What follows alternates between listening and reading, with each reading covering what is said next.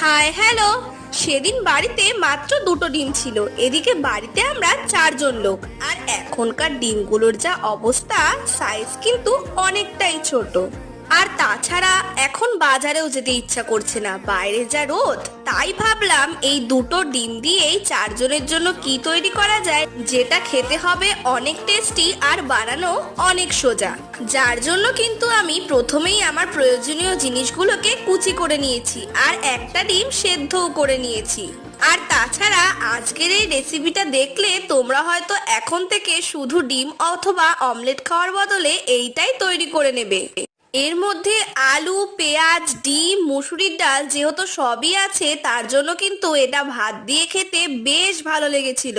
আর বাড়ির সবারও মন ভালো হয়ে গেছিল। তোমরাও কিন্তু বাড়িতে এই রেসিপিটা অবশ্যই ট্রাই করো আর আমাকে জানাতে ভুলো না কেমন লাগলো। ভালো লাগলে চ্যানেলটা সাবস্ক্রাইব করে দিও। বাবা।